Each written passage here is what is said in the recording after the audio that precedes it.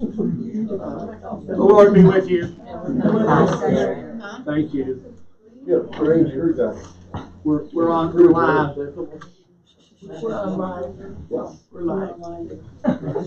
We're broadcasting.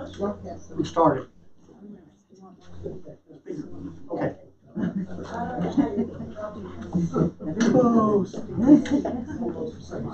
I'm glad to welcome today our speaker, Stephne Haile. Stephne is special to me, obviously, but I have learned a lot from her.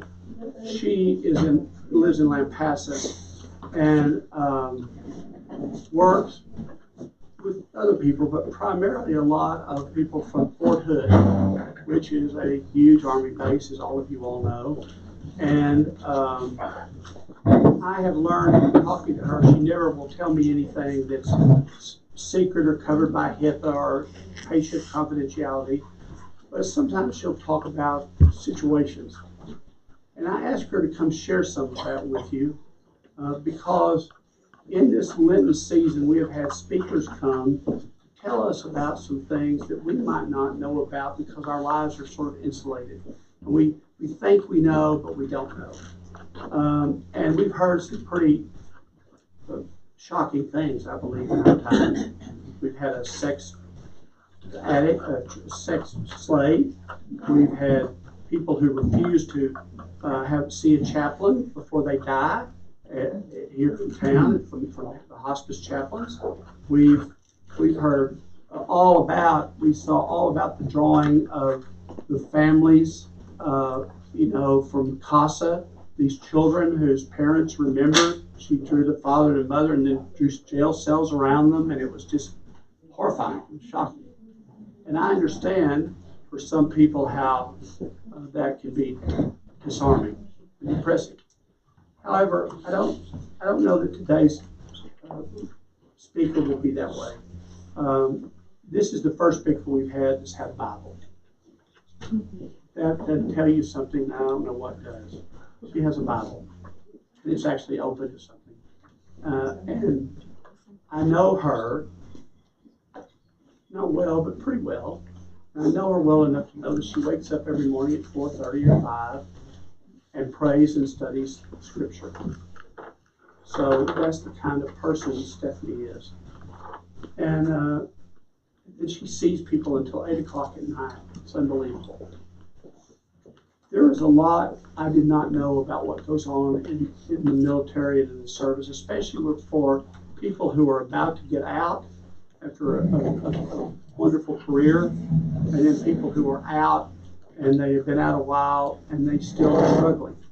So she's going to talk about some things and give us some things, people to pray, situations to pray about and pray for. And here's it. She's going to tell you this, but I'm going to jumpstart her a little bit. After Stephanie received her master's degree, she was one of 2 people who was chosen on Fort Hood at the psychiatric hospital there. One of 2 people chosen to be a paid intern out of many people. She was one of 2 ladies that were chosen.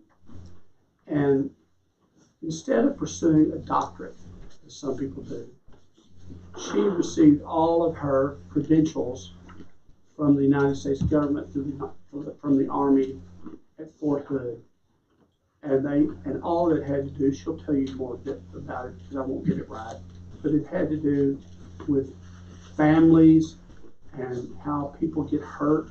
You would think that the government, the Army, the Navy would be safe.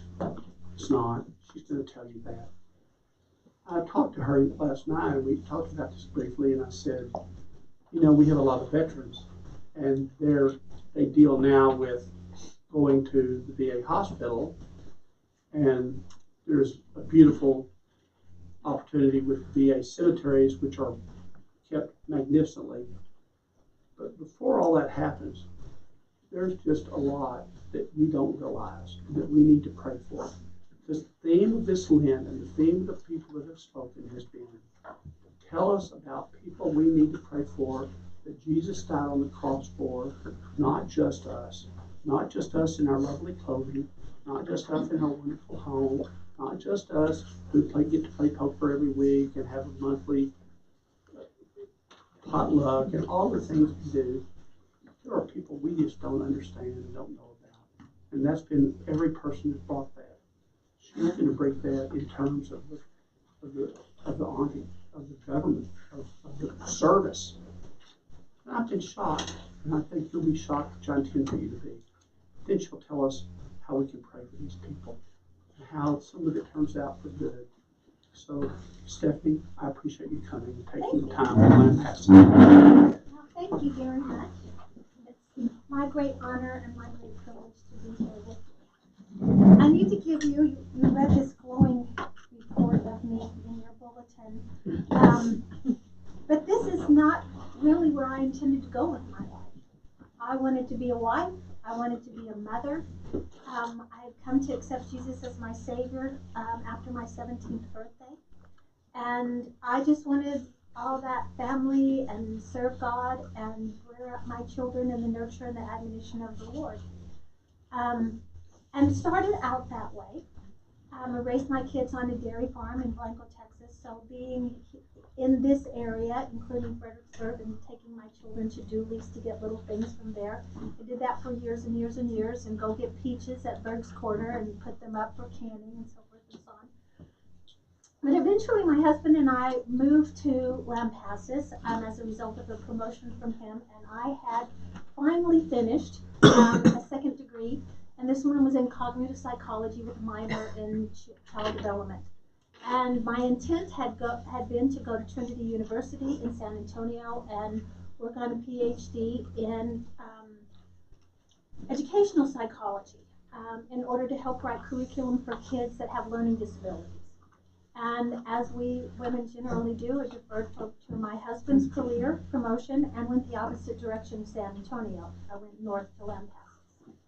And so 4th Infantry Division is just getting ready to push out of Fort Hood at that time. I know all about this now, but at the time I couldn't have told you who was pushing out and where they were going. And as I was listening about that, knowing I'm next to the largest military installation in the United States that isn't a combined installation with the Air Force, I began to remember my grandfather, who was in the Army in World War I in Europe, and my dad, who was in the Navy and was wounded on Guadalcanal, attached to a Marine unit who was putting in landing scripts for the Air Force. And then my brother, who served as a linguist for the Army in Vietnam. And I wanted to serve. But having been born in 1955, ladies served by serving coffee and tea at the USO. I wasn't even sure what a WAC did. But I had a college degree. And I graduated summa cum laude from the University of Texas in San Antonio, and I knew getting into graduate school was not going to be hard. So I found the university, as I mentioned here, that had sent practicum students and interns to Darnell at the our teaching hospital. And so, as God would have it, those doors opened, got into the university, got the practicums, got the internships, and was eventually chosen to be actually a provider on Fort Hood as a counseling psychologist. And so that's about 2005. We first went into Iraq in 2003.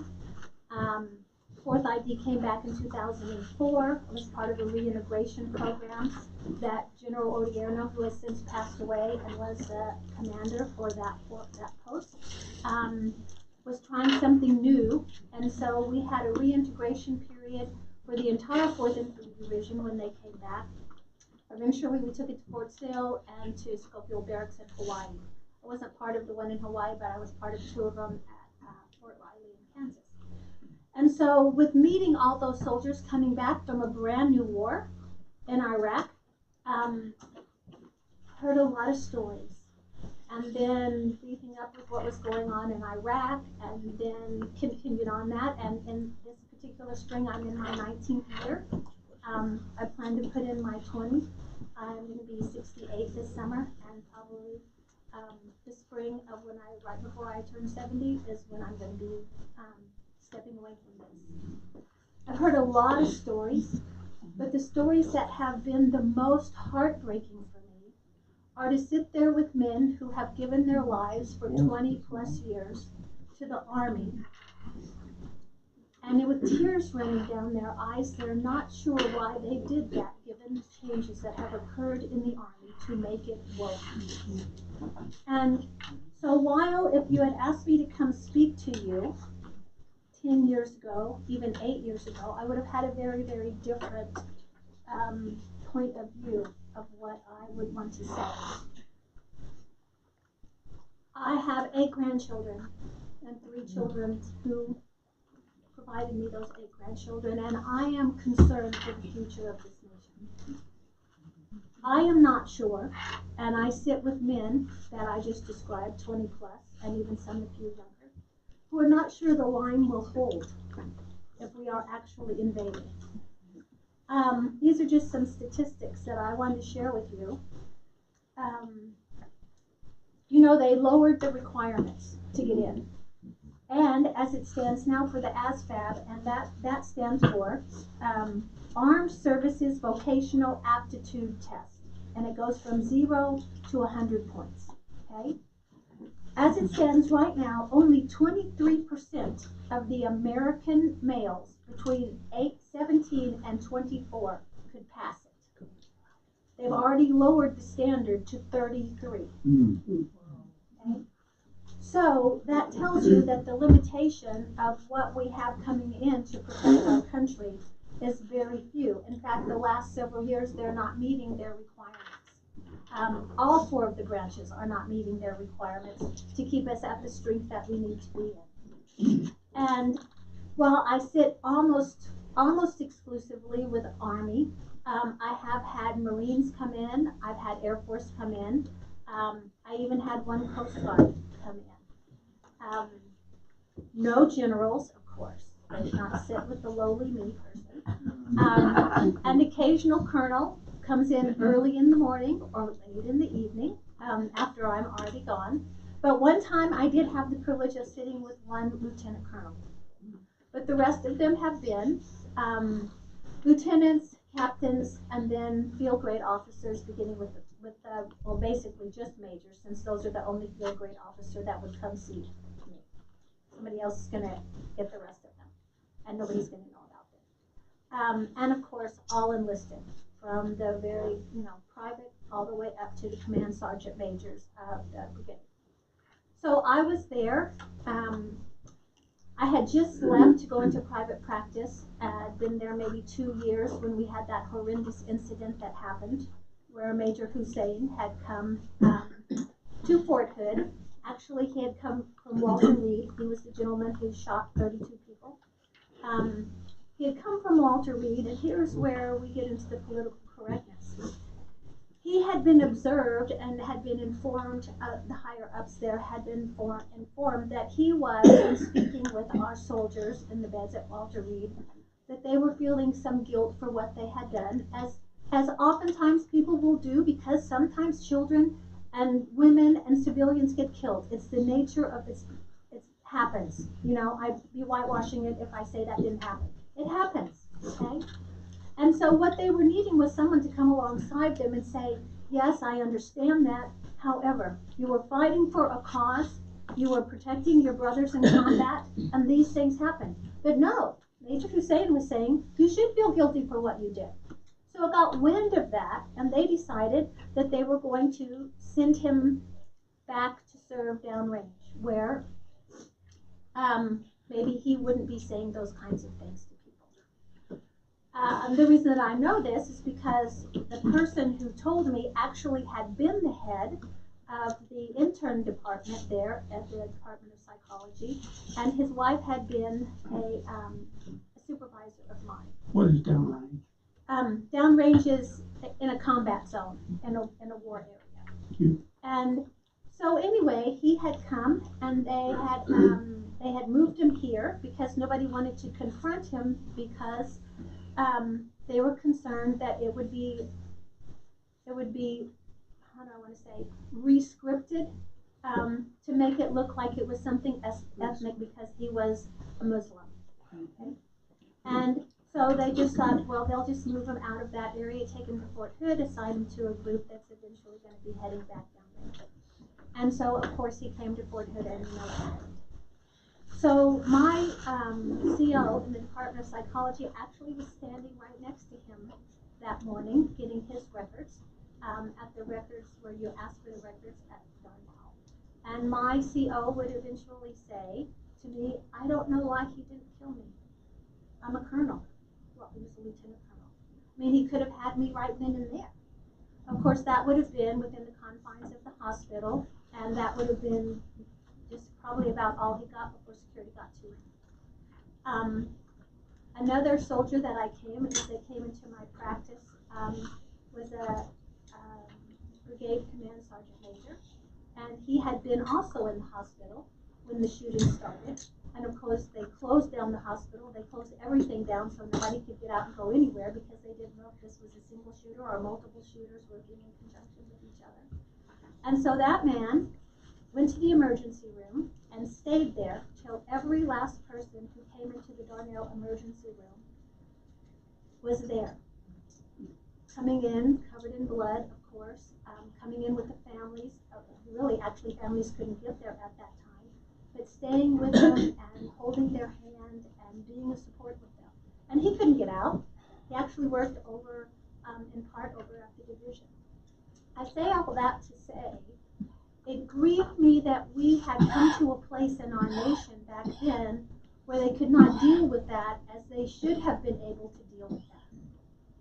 And instead, it somewhat backfired. Now, I recognize I'm not in the military. I've never served, and you could probably get 100 people in the military who would say or explain it in a way that I have. But I'm a civilian, and I've been working near or on that post for almost 20 years. And I have seen soldiers come in and grieve and lament the lowering of the standards, grieve and lament that in basic they can hold up a straight card where they don't have to actually perform the physical requirements in order to be physically fit, to where they can get to AIT where they're supposed to get advanced training and they don't get it there because at AIT many of them learn actually by being said by the people in charge, well, you'll learn what you need when you get to your unit. And so then you get to your unit and they're expecting you to know what you know, but you don't know. Okay? And I'm not going to get into the specifics of things that I have had these men that have served 20 plus years tell me things that they have experienced, but with tears running down their eyes, they wonder, what did I do this for? This isn't the Army that I knew. Where's the respect for the role? Where's the respect for the service? There's this sense of entitlement that's coming up out of our generation of kids, that they're owed to know why they have to do what they do.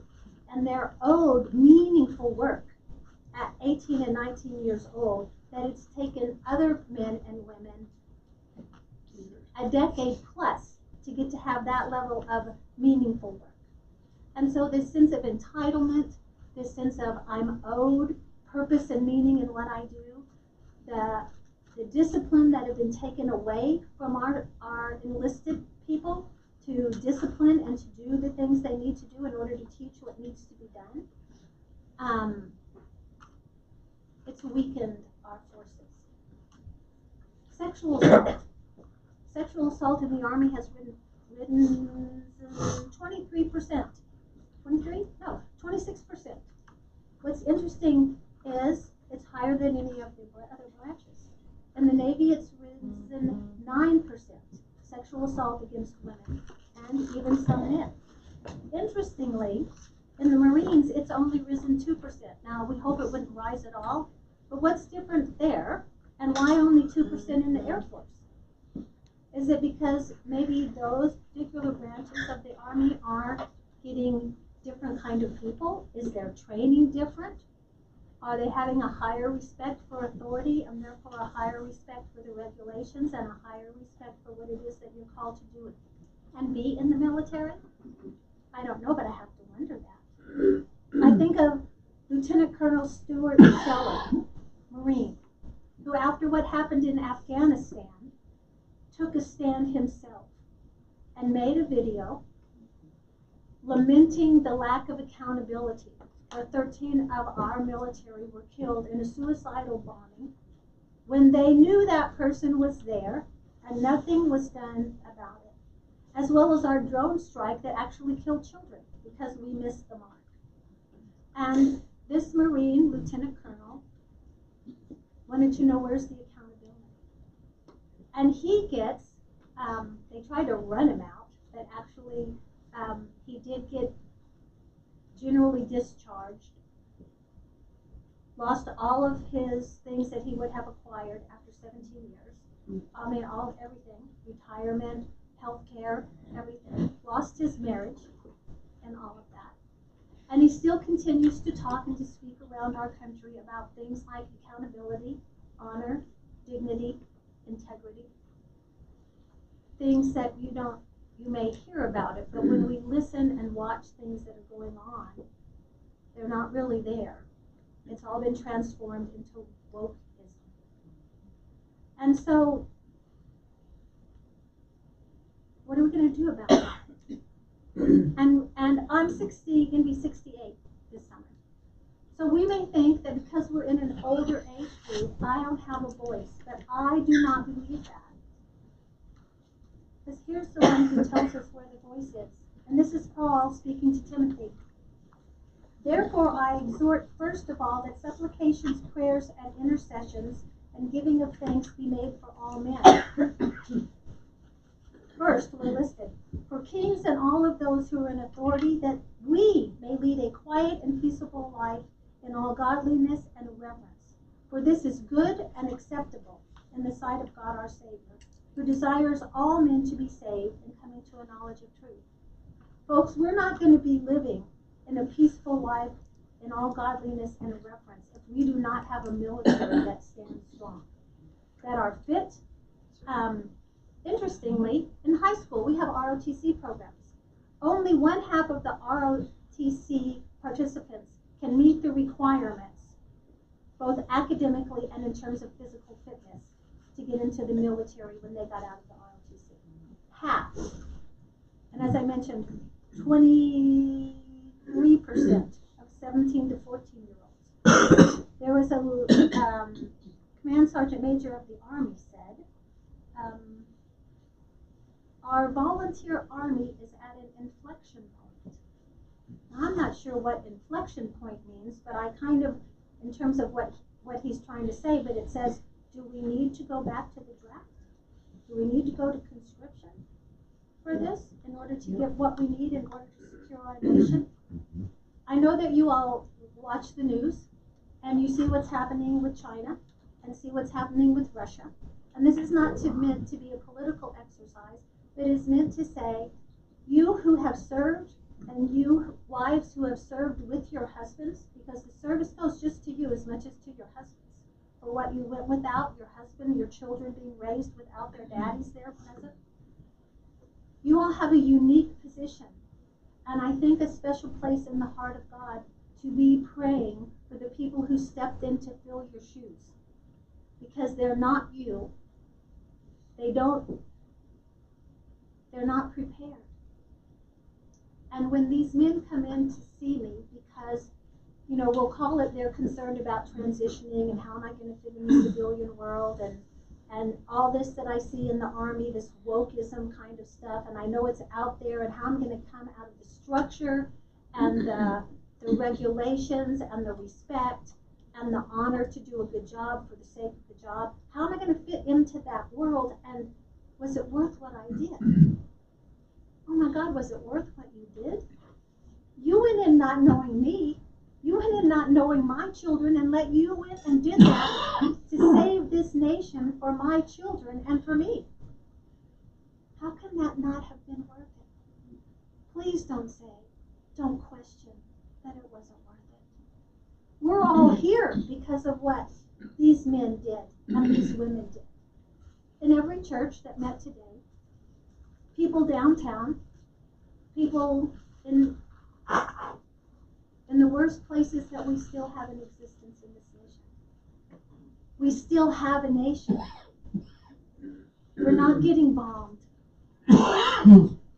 We're not building bomb shelters like we did when I was a little girl. I remember asking my mom, so Mom, they're building a bomb shelter. I guess we don't have any place to go. Are we supposed to all go to their bomb shelter? And how will they pick who gets to come in and who doesn't? Our children aren't having to live with that. But that's because of the men and women who have served honorably with regulations, with accountability, with dignity, with self-control, in both body, mind, and spirit. When you tell our chaplains, our Christian chaplains, and believe me, there are Wiccan chaplains, there are pagan chaplains. When you tell our Christian chaplains not to use the name of Jesus Christ when you're ministering to our soldiers, I believe God's going to hear the prayers of you who actually served more than anybody else. Please don't think that because you're older, because you don't serve, your prayers don't count. I think in the way that the father, who is the head of the home, prays for his wife and his children, and those prayers are powerful. I believe that you men and women who have served for your country, your prayers are more powerful than anybody else's prayers. And so when I say to John, what would I want you all to pray for? I would want you to pray that there are leaders that God will raise up in the military, all the way to the Pentagon, that will stand for truth and accountability and what this nation stands on in terms of the Constitution and the Bill of Rights, and stop playing political correctness with the lives of our children and our grandchildren. Second of all, I would ask that you pray for revival in the military. Amen. That somehow the Holy Spirit would move across the Army, the Navy, the Marines, the Coast Guard, and the Air Force, and stir them up and put in them a hunger for something that I can stand for that means something besides wokeism. And lastly, I would ask you to pray that God would raise up young men from out of the civilian sector who would want to serve as chaplains in our military, to lead them, because every time for the first 15 years I was doing this, and soldiers would come in and something would happen downrange, and I'd say, well, who would you talk to? Well, the first person I would want to go talk to is the chaplain. It wasn't somebody in behavior. It was a chaplain, because somehow he was going to understand my heart and my soul and my spirit. Not that I just needed to pick up the weapon and get back in the battlefield. Of course, that's going to be the end result, because that's what a military person is supposed to do. But I needed someone to hear my soul with what I had seen, with what I had been through, with my fellow soldiers who had died in that particular war. So I want to give hope, but in many ways, my hope is in your prayers, because I believe that those of you who served are those of you who can help change the direction of our military, and that's going to keep us from speaking Russian, Chinese, or Arabic. So I think that's about all I have to say, unless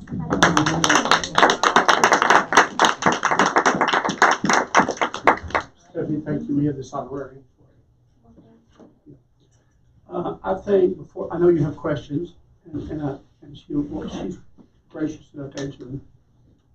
My question would be, since I get the first question, my question would be, tell us a little bit of 2 or 3 situational things that you counsel people about. Okay. Well, the first and foremost would be post-traumatic stress disorder. Okay. And there are specific criteria for that. We see a whole lot of people coming into that who do not actually qualify for it. We have done more for this group of people from when I started in 2004 to the present. I think in large because we're trying to make amends for what we did with those that returned from Vietnam, because we basically just abandoned it. And perhaps maybe we've gone a little bit across the board in providing 100% disability for people who who come in and see me and they're carrying another job. And they really don't need our money or the taxpayer money for it because they're coherent, lucid. Do they remember things? Yes. Was it bad? Yes. Sometimes do they have a nightmare? Yes. Sometimes do they have an intrusive thought? Yes. But the key issue here is it clinically significant in the sense that they are non-functioning? They have a hard time getting out of the house. They're enraged driving down the street. Well, I can tell you, I learned at Fort Hood after these people keep rolling back in. When you're at your light turns green, stop. Don't go. Wait, because somebody who's just come back from Iraq or Afghanistan who don't have to stop for the lights because we're the military, just wait, and then it'll slow down and they'll recognize, oh wait, this is Copper's Cove, this is Colleen, I have to stop for the red light. Okay. That in and of itself does not entitle you, because how many people out there driving in Los Angeles traffic and Austin traffic and Houston traffic have road rage that never picked up a weapon to defend this nation at all? Okay? Hopefully we're not giving them disability, but the way things are going, who can possibly tell? So PTSD would be one of them. And there are truly some people who served who truly need that and need the help. But here and again, why would one want to get over PTSD when you can get benefits from it? Okay? So we set them up to stay stuck, or at least appear to stay stuck, because of the benefits that we give them. Now, do I know how to solve that problem? No, I do not know how to solve that problem. But there are people out there who do. But we're afraid to make the hard stance. The second group of people that I see are those that have been sexually assaulted. And not just female soldiers, male soldiers, and children. Right now, in my patient list, I have 6 girls between the age of 6 and 16 who are military girls, children, who have been sexually assaulted in some form or fashion by either a cousin, a half-brother, a friend of the family, mom's boyfriend, somebody at school, and 2 of the teenage girls, because they kind of got in a situation where they didn't know how to say no. We're not teaching our kids about those things anymore.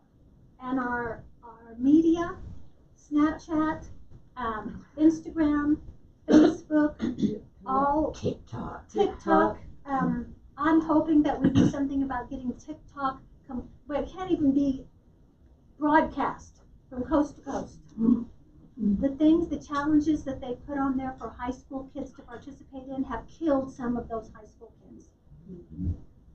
And I've had soldiers come in, married soldiers come in with their wives for marriage counseling, and they're telling me about stuff that they enjoyed on TikTok. And I'm going, my goodness, I remember being at Fort Hood and they didn't want anybody even on Facebook because of people, what people can find out about what's going on in the military through the soldiers who had Facebook or MySpace, and MySpace was still. And so I don't even begin to think that what we talk about in terms of sexual assault, I don't even think the statistics are even knowable. Excuse me. Because so much of it undergoes reporting. And I don't know how you fix that unless you get back to the morality of sexual virtue. If we're not teaching it, they're not living it. And if we're going to teach it, we're going to be persecuted for that. I don't know what else to say about that. Khrushchev said in his last letter that we will bury your children, and he did not mean by war, he meant by education. Or lack Or that lack of. Yes. Excuse me, he was first. Okay. Okay, you're talking about active military. My son-in-law just retired a couple of years ago. They couldn't go in and talk to you or else they'd lose their career. Yeah, when they were. You know, they couldn't talk about their PTSD when he came back after 5 deployments in Iraq and Afghanistan. So, and when we came home from Vietnam, you know, the psychiatrist says, you don't have any problem. It took them 30 years to say, yeah, I think we got a problem here. And we do have a problem. It is truly a legitimate thing. But these, you're talking to the military guys that are leaving, retiring. Yes. You're not talking to the guys that active have duty. 20 years active duty. They can't talk about it, or else While they're in service. why they're in the active duty. They're out. I am credentialed to see both active duty, and veterans. But you can't see the career personnel because they're not going to come in. They lose their career. Well, and that may be true on post, but I've been a private provider, so I get a lot of referrals from Darnell, from the doctors in the area. When they come in to talk to me, and interestingly enough, in my office where I work, I have 3 other providers, all who also worked with, 2 of them did for sure, the other one was a social worker. All of us are licensed professional counselors, licensed marriage and family therapists, and also the social worker. We've all been trained in EMDR, which stands for eye movement desensitization. Yes. It is a trauma intervention, but we have any number of traumas that the Army Action Trauma Intervention programs that the Army trained us for. And so I know when you come to see us, you're going to be treated for that, even while you're in the service.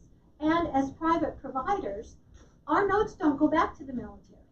In fact, when I was on post, and if I had a commander call me and say, how is Sergeant so-and-so doing, and what is the prognosis and whatever, well, I'm still a civilian, so I refer to my lieutenant colonel, who's active duty, and he deals with that, because I could still lose my license as a private provider because I have to protect the confidentiality of that. Okay?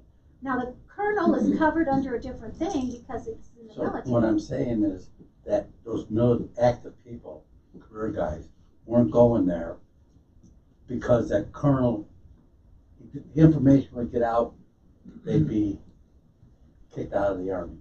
In fact, my son-in-law was in the 4th ID. The time you're talking about, he came back. This one of his first deployments. Is that right? At Fort Hood? Yep. Yeah. Well, he may have been in one of my classes. Probably not. Actually, Dr. Colonel Odierno required you had to have attended 6 classes before you could get leave to go on your 30-day R&R after you returned on Fort Hood. I mean, it was a big deal. It was across the entire post. Yes, yes, sir. I'm going to take you back to 1950. Okay, that was 5 years ago. I was 19 years old in the Air Force, and I had an opportunity to work with a man that had been on the Bataan Death March. He told me he was observing us young guys. He said, you guys don't know, and I won't express what he said, because he was looking at us like you're looking at the new. We were young, we were wild, Yes. Experienced. and I grew up about 10 years just listening to him. Yes. He trained you up. You know, I've heard stories from these soldiers who would say, you know, I hated my drill instructor until I'd been in about 5 to 7 years. And then I admired him. I think of him all the time. I learned so much from him. But man, I sure did hate him. I don't know that we have those kinds of drill instructors anymore because I don't know that they can do what is required required to take a boy and turn him into a man. They don't. And when you look at how many of the people that come in now, so many, and the research shows this, I don't care how much they want to bury it in the archives, okay? It's there. A lot of these young men that come in, they're looking for a group of men who stand for something, to validate that they have what it takes to be a man. And any man who's capable of doing that knows that it's going to kind of take tearing you down and rebuilding you back up in who and what you need to be in order to be a man. And you know, They won't do the that majority anymore. of the people on the Battalion Death March were from New Mexico. And Indians? No, they were just from, yeah. I had a friend in Minnesota that was one of them. Like the windtalkers, you know, that language that they use that they could never decipher. No, that was the Army guys, though. Oh, that was the From Philippines. Those were people from New York. No, I'm No. The liberals? No, I just couldn't understand. Well, Well, let me just say, thank you, Stephanie. I hope you sort of enjoyed these 5 Sundays of Lent, these soup suppers, soup lunches, not to enjoy them necessarily. They are challenging. Stephanie has challenged us. She's told us, she's asked you to pray. We will take what she said and turn them into prayers that we will add into our prayers of the people and take another one of, as somebody called it, one of the stuffy prayers out. We'll put those in. We'll do that. So what you said will be carried on through the rest of this year, Stephanie, into prayers for these people.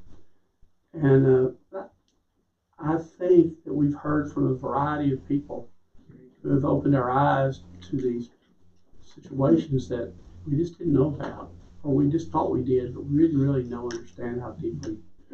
And I'm glad that, I hope you're glad that we did. I know it's disturbing, but I hope you're glad because these are the people that Jesus died on the cross for, just like he died for us. And that's what Lent's about. So as we move towards the next Palm Sunday and Holy Week, we'll be able to keep all of these people, these situations, and as she so strongly talked about our country and its wokeness and all the things that we sit around here and talk about really all the time is what she's declared, to be honest with you. And we need to pray. We need to pray. And we will, and when we get to Good Friday, we'll have words that we're going to add that will be about all of these situations we've learned about. So I appreciate the fact that you've all come to these soup luncheons. For those of you who have made soup, thank you very much. And for those of you who have come and heard these things, I'm so grateful. And we'll see what